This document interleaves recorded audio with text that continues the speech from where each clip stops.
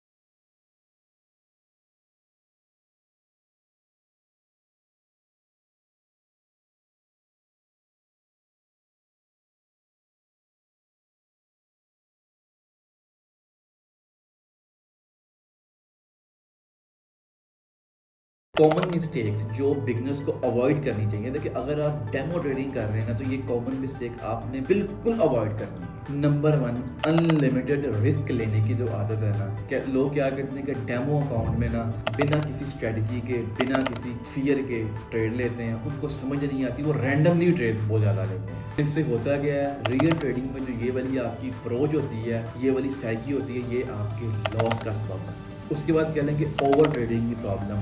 अब होता क्या है, सिंपल सी बात ये है कि डेमो अकाउंट्स के अंदर ना, जो डेमो अकाउंट्स हैं हमारे, उसके बाद उनके अंदर हमारे पास अनलिमिटेड फंड्स होते हैं। तो लोग क्या करते हैं, कह लें कि भाई तबाही फेर देते हैं ट्रेड ले लेके। उनको समझ नहीं आ रही कि उन्होंने ट्रेड लेनी कैसे है। अब इसमें होता ये है कि जैसे ही आप जाते हैं रियल अकाउंट में जाते हैं, रियल अकाउंट में आपका कैपिटल थोड़ा होता है, पर जो आपकी डिसिप्लिन बना हुआ है वो बना हुआ डेमो के लिहाज से। आप यहाँ भी आके रैंडम ट्रेड लेते हैं, अनलिमिटेड ट्रेड लेते हैं रियल अकाउंट में, रैंडमली लेते रहते हैं। उससे होता है कि आपका अकाउंट सिर्फ वॉश होता है, सिर्फ और सिर्फ। ये सारी स्ट्रेटजी बहुत बड़े लॉस का सबब बनती है।